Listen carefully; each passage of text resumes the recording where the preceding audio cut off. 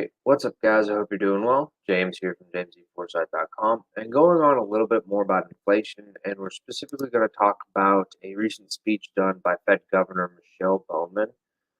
This happened August 6th, August 6th, 2022, and it was at the some Kansas Bankers Association. I don't remember the full name of it, but really kind of putting the current inflation problem on the backdrop of how the economy's doing, right? And kind of wrestling with that along with the current employment statistics and kind of some of the nuances in that.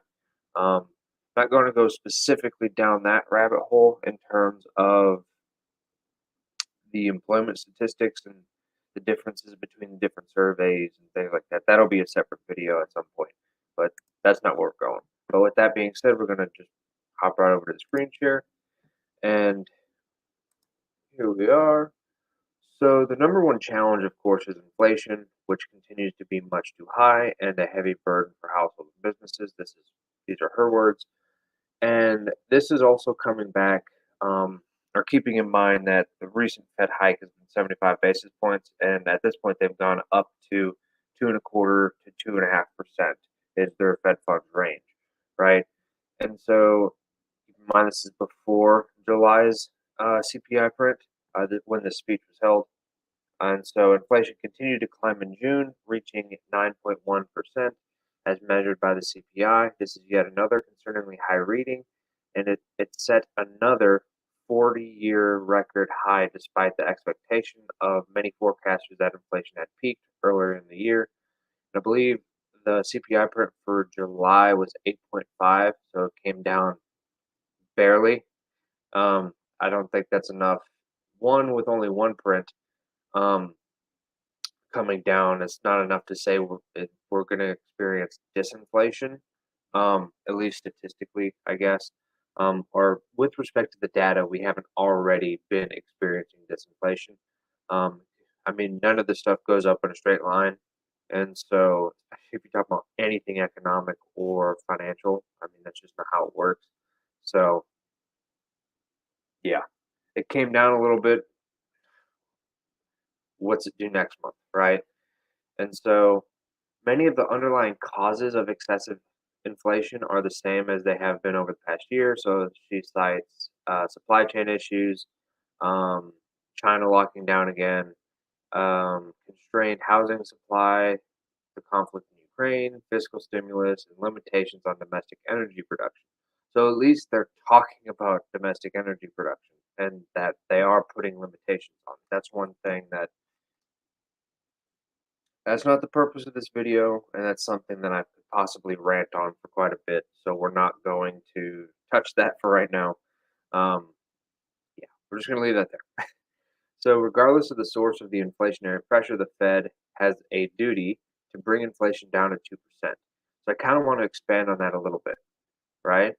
And once you're citing their mandate for price stability, right? As they define low and stable inflation. So, I mean, I wouldn't particularly define price stability as persistent inflation just at a low rate, but that's neither here nor there. I'm obviously not a Fed governor, but and that's kind of how they're defining it. I can see the argument for low, very low, and consistent inflation in terms of having an elastic money supply, but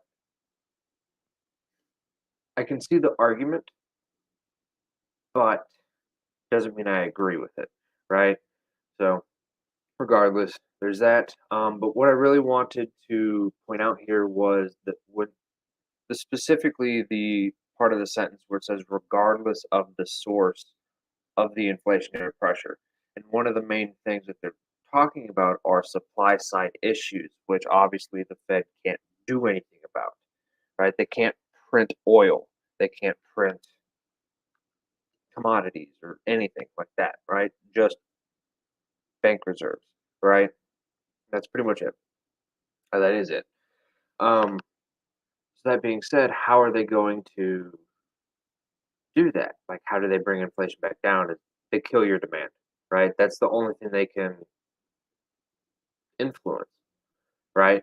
And I mean, you could argue that they kind of indirectly influence supply through demand, but ultimately it's demand is the thing that they can sort of influence, right? And I think influence is the correct word because they can't force it, right? Much like we'll go with bank lending, right? So they can increase the capacity for commercial banks to lend, but they can't force them to lend, right?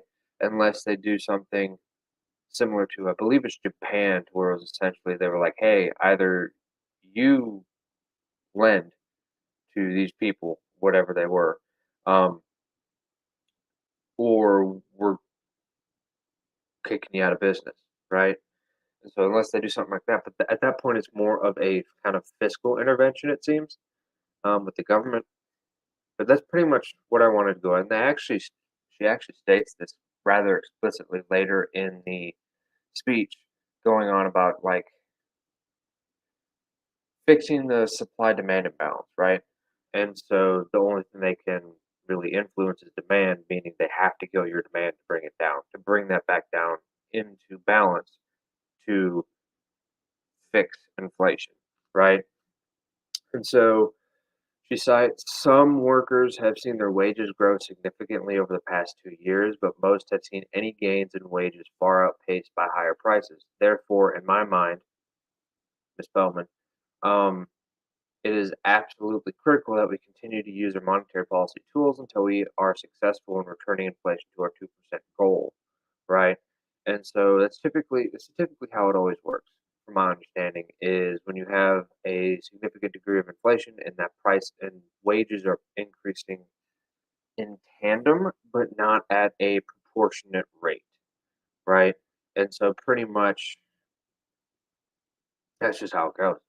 Um, I mean, wage inflation is always going to be less than the actual goods and services inflation, right? And that's typically how it goes.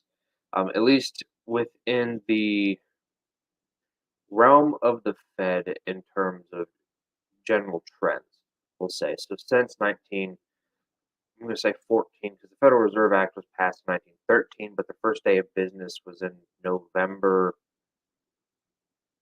something 1914, if I believe, or if I remember correctly. It was in 1914.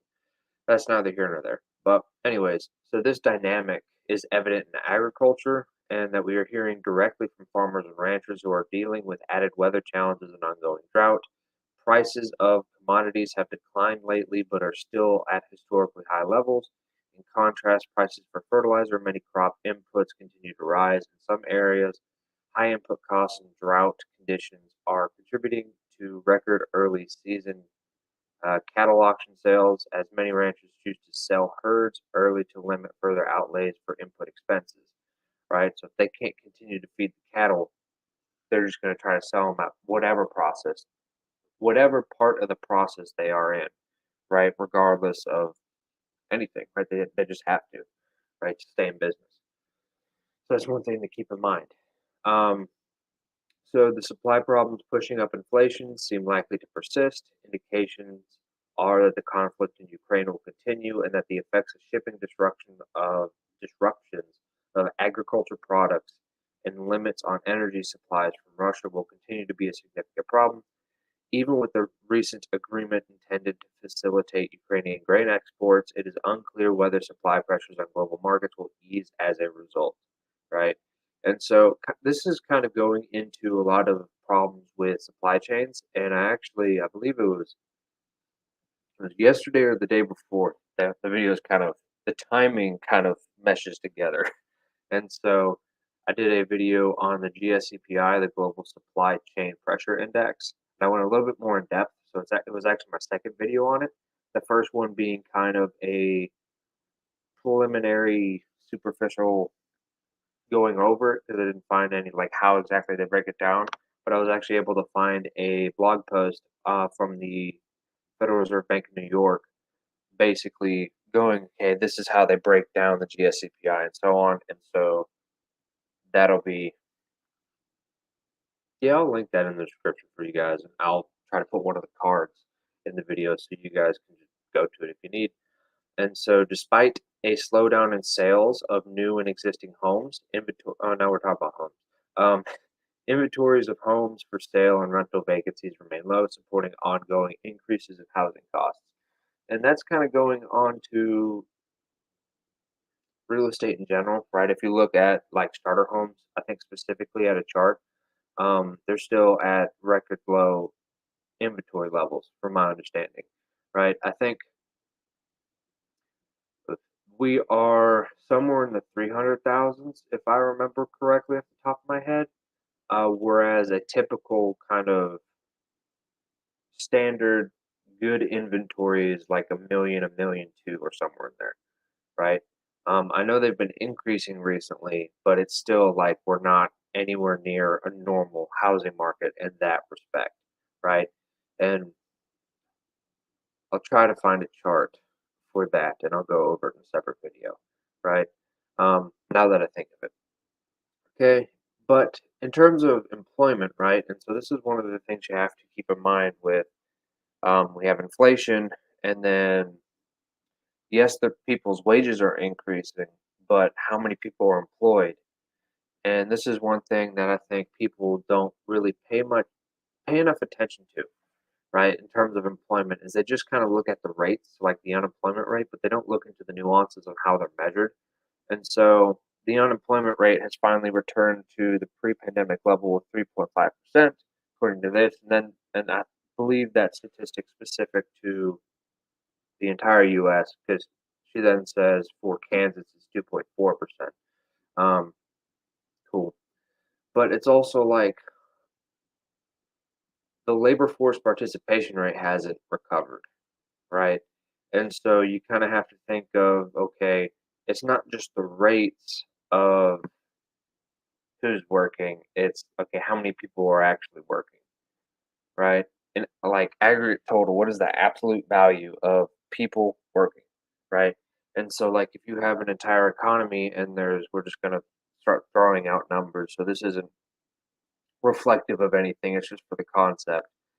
But if you have 100,000 people in some little economy or whatever, and you have 10 people who are working or who are able to work, and 9 of them are working, it's like, okay, you have a 10% unemployment rate, right?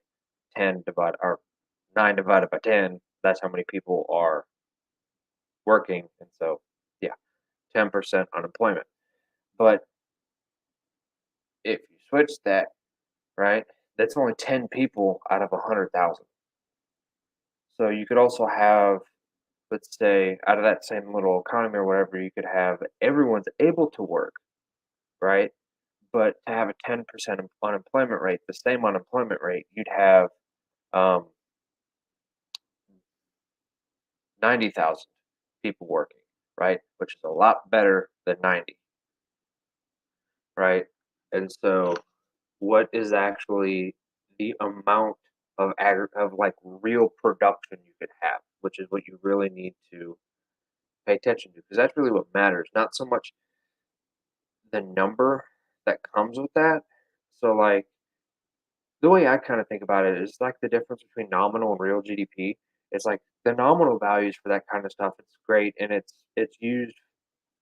I think it's more applicable for financialized things, to where if you want to basically manipulate things on a financial aspect, just numbers on an account or balance sheet, whatever, right?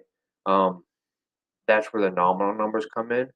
But what really matters in terms of like real life people living their lives is the real aspect of it. Like, how much food did we produce? How much stuff did we produce? Can people actually, how is their standard of living doing? Because you need actual stuff to live, and that's what you kind of measure your standard of living in. Like that's what real wealth is. That is the actual stuff that you can have. It's actually being able to eat. Like, okay, if your standard of living is great, you'll have, say you have a steak dinner every night. Okay, well, if the price of steak goes up tenfold and you can only have a steak dinner once every 10 days, okay, we'll just aggregate that to a month so you can have 3 steak dinners in a month rather than 30. I mean, that's a 90% decrease in your standard of living in that respect, right? But nominally, it's the same because you're paying the same price for beef, right? And so it's like, what really matters here? So it's always a relative game, I think, on aggregate total. And you have to keep that in mind. It's with respect to what? And you always have to ask that question, right? Um, so one, yeah, I already went on that point. Sorry, that rant made me lose my place. Um, and then stuff specific to Kansas. Okay, so her base case is for pickup and growth in the second half of this year, um, and that we learned during the summer and fall of 2021, both GDP and job numbers are subject to significant revision. So both in subsequent months and then again in the next year. So they can revise these numbers and they do on a regular basis, right? Which obviously makes sense. I mean, to be able to report with very, very significant accuracy um, on these type of things on the scale of an economy would be, it's just not plausible to do it almost instantaneously, right? Especially with the kind of, I guess, research infrastructure, if you want to call it that, that we currently have, right? Um, so it makes sense that there would be revisions. And she basically attributes current monetary policy and that the Fed would took so long to start hiking rates and taking specific monetary policy actions to the fact that they did not have these large upward revisions, as she states, for last year's employment until now. And so now they're able to keep going. But that also keeps in mind, it's like, okay, if they're revised, if there was such a large upward revision, how about next year? What if it's a large downward revision? How's that going to work, right? But either way, just kind of keeping in mind that these numbers can be revised and they are kind of backward looking, so to speak, right? Also, on the subject of forward guidance, this has been a major kind of policy tool for FOMC specifically for quite some time, in my understanding, um, maybe a decade, decade and a half or so, somewhere in there. Um, which forget which Fed, I think it was a Fed chair, forget which one off the top of my head. He basically stated, like, hey, monetary policy is like 90% talk, right? And 10% actually doing stuff, right? In which that's the whole point of forward guidance. And by the FOMC essentially kind of negating that tool, possibly they even lost a significant amount of trust from real people. So if they start to try to do stuff again, markets just aren't going to believe them anymore, right? Now, to what degree that is, time will tell, right? So to continue, kind of going on a separate thing, talks about going back to growth, I guess. So she says growth has softened, and perhaps this is an indication that our actions to tighten monetary policy are having the desired effect. So growth has softened, right? Oh, and this is where we get into the supply demand thing that I've commented earlier. It's with saying with the ultimate goal of bringing demand and supply into greater balance. And since they can't really influence supply, they have to kill demand, right? To keep in tune with the title of the video, at least as of right now. But so they have to decrease growth, right? At least real growth, because it's the supply of stuff that matters, right? So growth can keep going up nominally. I mean, inflation's taking care of that. It's just it's the real goods and services that really matter, right? And so they have to decrease the demand of the amount of goods and services to be able to bring that balance back into play, right? And so basically, to continue, in fact, the larger threat to the strong labor market is excessive inflation, which, if allowed to continue, could lead to a further economic softening, risking a prolonged period of economic weakness coupled with high inflation, like we experienced in the 1970s. Stagflation, right? There's that. Starts going on things for the Community Reinvestment Act. And this is one thing that I was actually surprised to see, and I'm kind of happy that I saw it, to be honest. Where, in terms of the Community Reinvestment Act, she says that she supports the community development activities, but she's concerned that the proposals don't adequately account for the costs and benefits of certain provisions, and that no attempt has even been made to either ensure that or to analyze whether the benefits exceed the costs, which is a fundamental element of effective regulation, right? And so at least there's some. I kind of like this chick, um, Governor Bowman, that that's being talked about, right? And so that's something like you'd think it'd be self-explanatory, but a lot of the times it's just kind of completely ignored. You have to do a cost benefit analysis of it, right? I mean, like if you're going to, yes, something could do, trying to think of a good example. Say you change your business practices and say you're a farmer, whatever. We're going to go with that. And you can make 100 units of wheat, right? Well, you can change the fertilizer or whatever. We'll just use an example. Maybe you change the kind of fertilizer you use, maybe the exact kind of composition of what that is. Um, and now you can produce 110 units of wheat a couple years. And it's like every other year because sometimes it kills it or whatever. And so, whatever you're doing, whatever your practices are, maybe there's kind of more volatility in your production. And so, like, maybe like the first year you produce 110 units of wheat or bushels, I think. And then after that, it just like steeply declines. Okay, so it might have been great for that first year, but the actual cost of that stuff over the next 10 years when you're only producing 40 units of wheat on average doesn't do anything. And that's just kind of an example I came up off the top of my head, kind of averaging it over time. I'm sure you could come up with various other examples. You have to do cost benefit analysis for different situations, right? If you're going to change something, how much does this cost? And not just financially. There's so many different types of costs you could have, right? And so, and how does that relate to the amount of benefit it would produce? If that's not worth it, don't do it, right? If it is, it's worth it. Um, and also, I didn't know they're changing, um, or at least there was a proposal, I'll say, for Libor, which I did do a video on, and I wrote a somewhat extensive blog post about trying to learn exactly what it was and how, like the whole waterfall mythology and the different types of how they basically come up with the Libor rate, and that it's basically being retired. And I think the USD Libor is in mid 2023 off the top of my head, but it's been a minute since I've looked at it. I think it's June, the end of June 2023, I think. But I'd have to go look at that again. But basically changing the default rules for certain contracts, right? Because this rate is going to be discontinued and it's a reference rate for so many different things.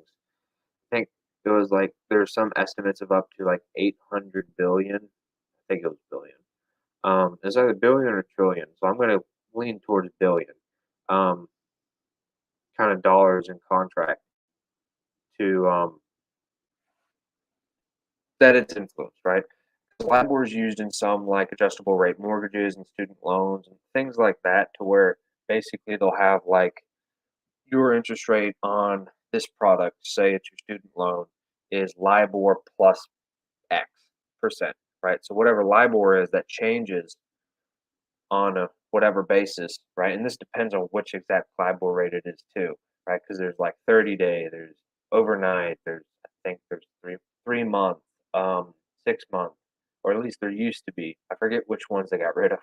off the top of my head. But basically, it was Libor, which is a rate that changed, right? Plus whatever percent, say 2%. And so basically, you have kind of a cap of or a delta between your rate that you're paying on your student loan, to keep my example, and Libor, right? So basically, just shift with Libor. So they're changing that as well. But yeah, with that being said, I will of course put the link to the actual speech in the description so you guys can read it yourself and look more in depth if there was on maybe specific topics that you are interested in.